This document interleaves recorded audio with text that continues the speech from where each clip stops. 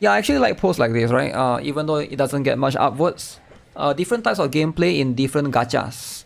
Pick your favorites. Comment on others if you like. Gachas come in many different ways. Sometimes the same gameplay can look very differently, but the core aspect of it can still be identified.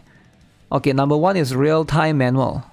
You control the character the entire time and they act in continuous fashion. So these are going to be the likes of PGR. The likes of... what else? One Punch Man World. The likes of... what else? I don't know if Genshin falls under this category or is there like an open world category.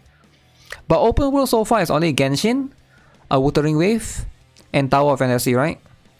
So I guess those three are the major ones, and those could consider or go under this. Solo Leveling Arise, Aether Gazer through PGR, Aether Gazer, Solo Leveling Arise, Honkai Impacted.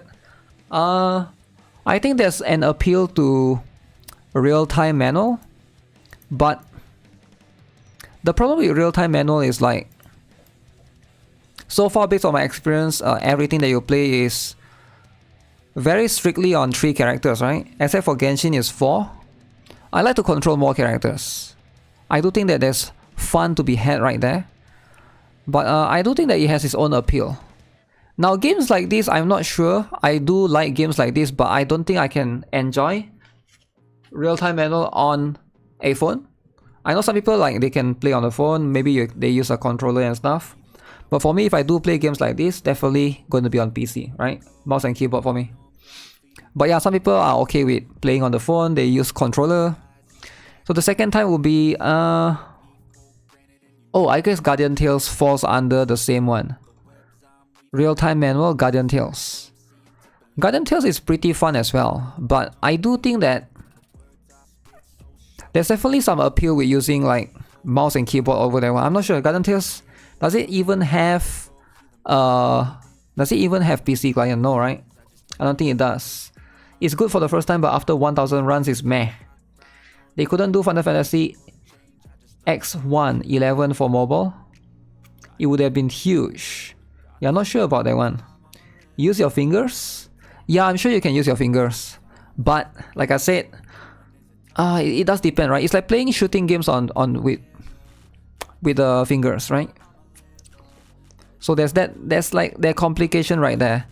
The second time is going to be real-time auto. You set the initial conditions and characters act on their own from there in a continuous fashion. Real-time auto. Wait, what? What does it mean by real-time auto?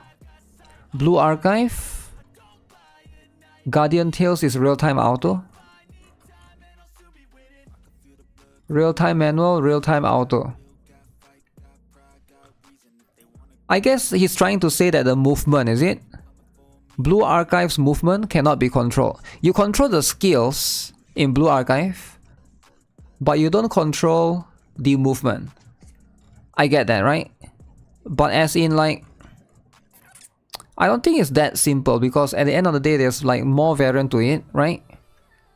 Because Blue Archive is... I think Blue Archive gameplay, we're starting to see more and more of it. The moment I saw like...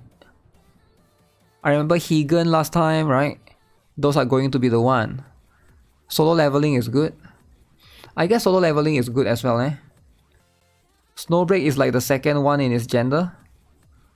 The only one is in its genre, I mean. I guess Snowbreak is quite unique. It is unique enough to be different, but it's not that different, I guess. It's a combination of PGR plus Nikkei equals to Snowbreak, right? Blue Archive can't be played in auto as much. You can if you are like you are way stronger than the you know, the stage that you're trying to beat. Turn-based tactics, characters that take turns for moving and acting in the field. Sword of Convalaria. I'm a big fan of this. I do think that turn-based tactics will be more fun. Okay, I'm just going to talk about it later on, but yeah, I do think that this can be fun for the first time, but it does depend on the stage that you're playing. If you are doing it too much, you know, it's going to be a little bit more annoying. Fire Emblem Heroes as well, okay, makes sense. Is Fire Emblem Heroes a portrait only? It's going to be different. Turn-based fix. The characters don't move and take turns for acting. They might still change positions. Wait, turn-based tactics, turn-based fix. I don't think it's called turn-based fix, it's just called turn-based battle. Honkai Star Rail is here as well, right? Octopath Traveler, Soul Tide.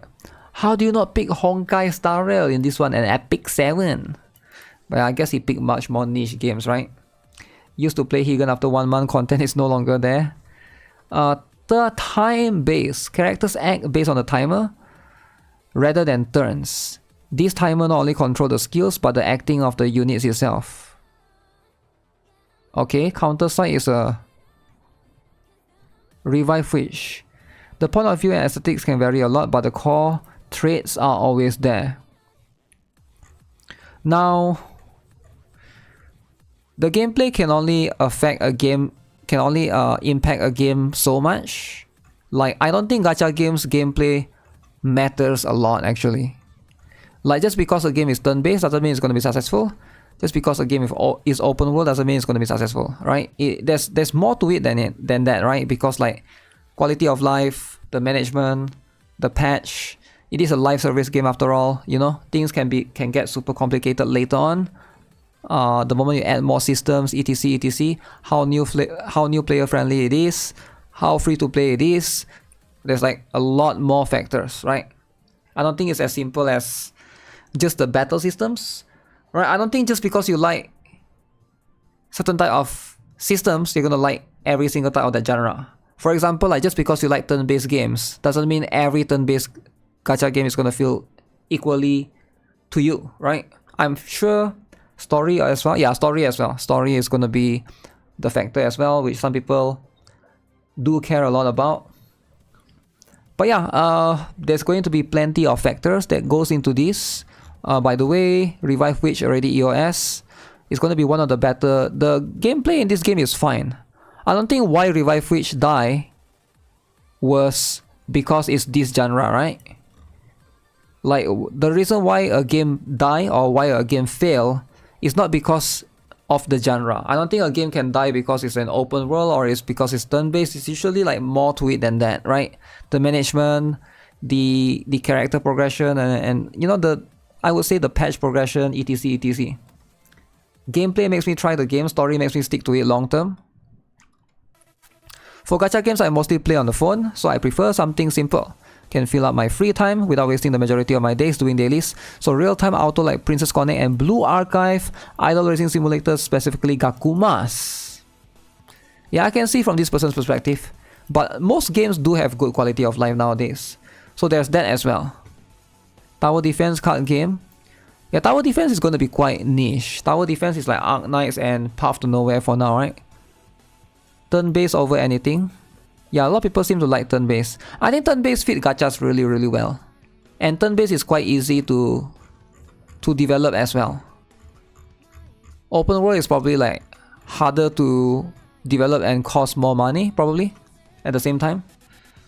But yeah, at the end of the day, I think the most important thing in a gacha game is quality of life. I do think that as long as it has that going for it, most people are gonna like, you know, for me personally, that's like my most important one, right?